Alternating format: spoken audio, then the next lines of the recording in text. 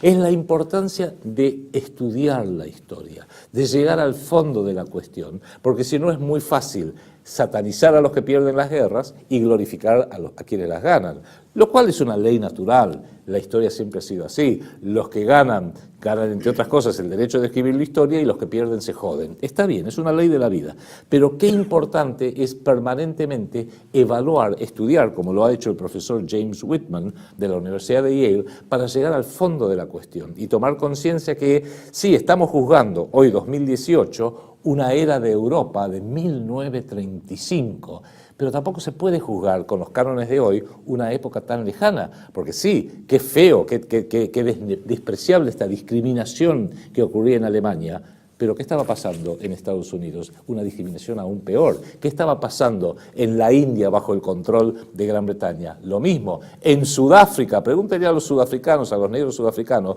cuán lindo la pasaban bajo las leyes británicas, ese apartheid que recién terminó en los años 80 en la República de Sudáfrica y que hoy continúa vigente legalmente en un estado absolutamente autoritario como es el Estado de Israel en contra de los palestinos. De ahí la importancia de que no haya, y en esto también tenemos que combatirlo, que no haya policías del pensamiento, que no haya instituciones como en la Argentina el INADI y a su manera, en forma oficiosa, la propia DAIA, tratando de prohibir que se pueda llegar a pensar, prohibir que se investigue, cuando justamente para llegar a la verdad lo único que hay que tener son los datos.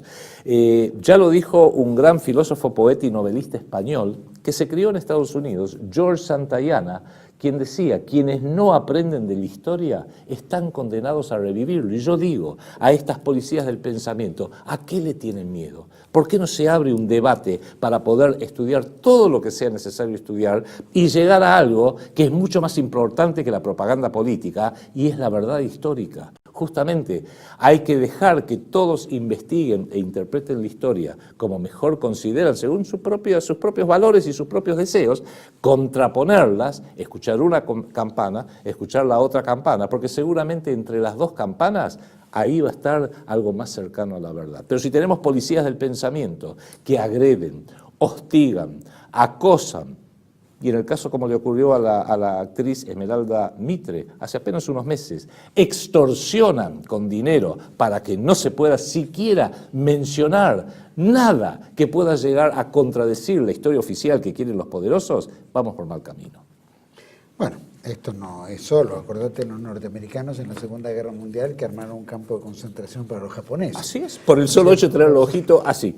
Y eran ciudadanos norteamericanos. Así es, sí, Sin embargo, el tema de la discriminación ha existido siempre en muchos países, ¿no es cierto? Lo han tenido también, los ingleses han sido expertos en esto durante mucho tiempo, y sin embargo, a uno de los que se les quiere criticar mucho más, que es el nacionalsocialismo, cuando en realidad tuvo 36 divisiones, ¿no es cierto?, conformadas por diferentes personas, entre otros ellos países, árabes, negros, blancos, musulmanes y de otros países.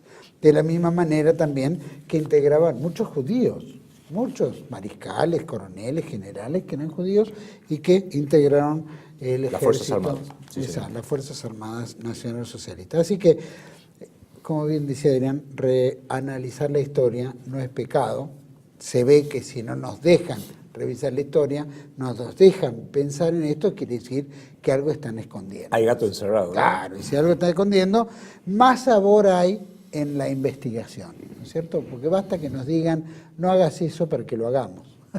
Por eso el PCR insiste tanto, lo venimos haciendo desde hace décadas, lo vengo haciendo desde hace décadas, de pensar con el cerebro propio y no pensar con el cerebro del otro, sea simpático o sea antipático, de llamar a las cosas por su nombre, porque quizás la tarea más importante de gobierno y de nosotros los ciudadanos, a partir de ya, es guiar, defender, proteger, comprender lo que se está haciendo. Lo que sale en los titulares es muy fácil salir en los titulares, sino lo que no sale en los titulares. Y el mundo terrible que este nuevo orden mundial satánico está preparando a nosotros, y para poder tener éxito necesitan una población ignorante, manejable, desculturizada, cobarde y bien dormida.